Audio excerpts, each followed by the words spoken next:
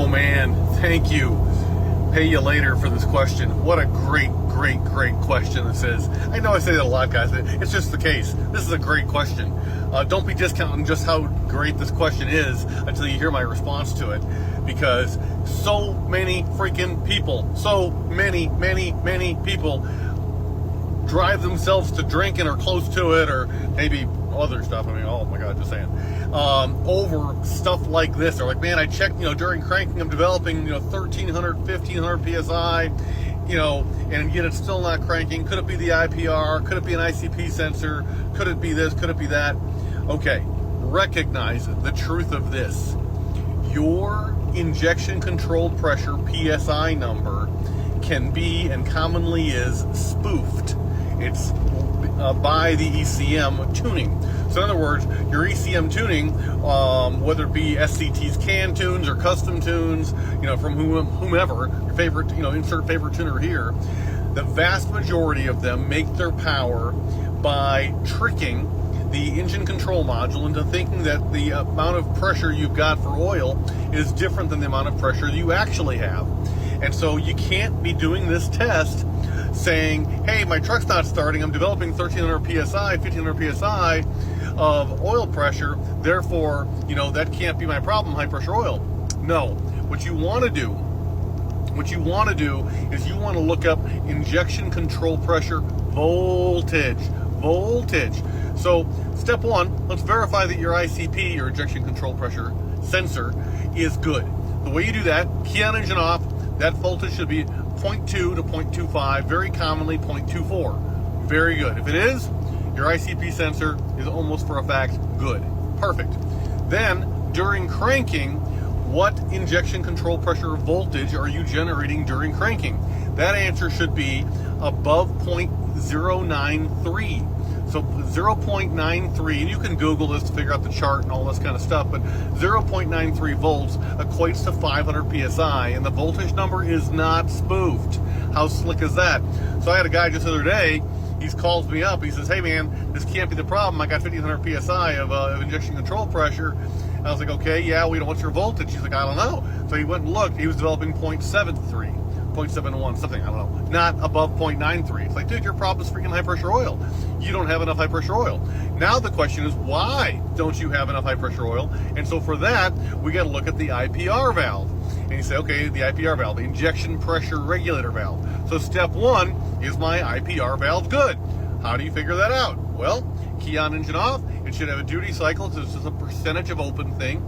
Commonly 14.8. That's the magical number. Between 14 and 15, I'm going to call that good. 14 to 15% duty cycle. Depending on what tuning, what monitoring software you're using, it might be 0.14 to 0.15, or maybe 14 or 15, or it might be 14 or 15%, or maybe 14.8%. All that's lovely.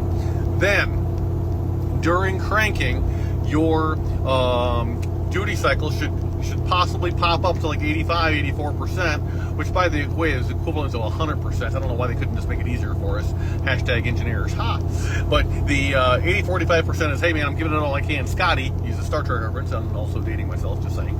And so that, and then it can come down, it should come down to the 40s and 50s when your injection control pressure number is adequate for what it's being called for. But if you're cranking and it's 84, 85%, it's staying there 84, 85%, and you're only developing injection control pressure of 0.3, 0.4 volts, and not above 0.93, well, okay. You have an IPR valve. Oh, there goes my background again. I hate when that happens. You have an IPR valve that is giving it all it can, and an ICP sensor is saying, hey man, it's not enough, I'm not developing the pressure. And now it's a question of why aren't you developing the pressure? And very commonly you're not developing the pressure because you either have a leak in your high pressure oil system, so you use the air test tool to find out where, or you have a weak high pressure oil pump, and so you can go ahead and change that out. Or you can say, forget this noise, I'm out. I want a new high pressure oil pump, I want a new J-tube if it's a log style oil rail, I want new standpipes, dummy plugs, injector cup nipples with their corresponding rungs. I want the whole nine because I'm tired of having problems. There is nothing wrong with that. But a lot of you guys, you're eating ramen noodles, and that's okay. We've all been there. So you want to find out what the problem is so you can change out that singular O-ring. And there's nothing wrong with that. Just recognize that if you change out the singular O-ring, you're gonna have a problem again. Understand the likelihood is you're gonna have a problem again with another O-ring, because they're just freaking O-rings. So what do you want?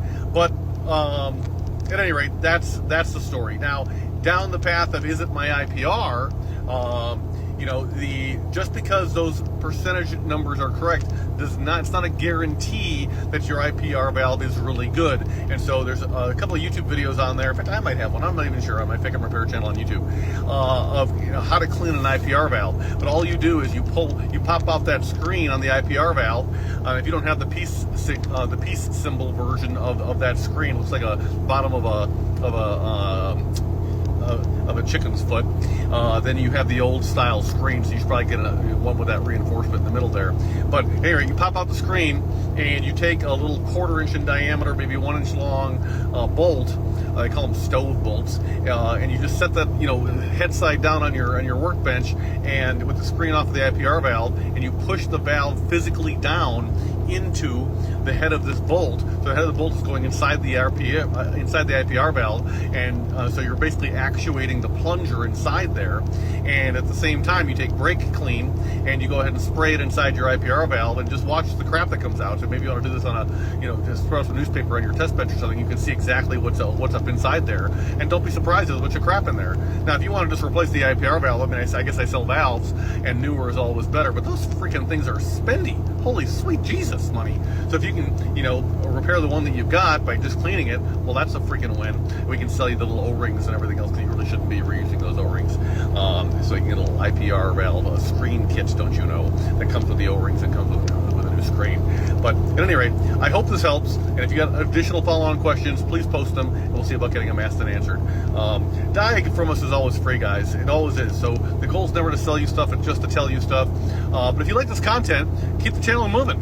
Subscribe, number 1. Tell your friends, number 2. Repost, and you know, give us your comments. And if you want to, you know, do a stitch with us or duet with us, so, you know, feel free. I never turn that feature off.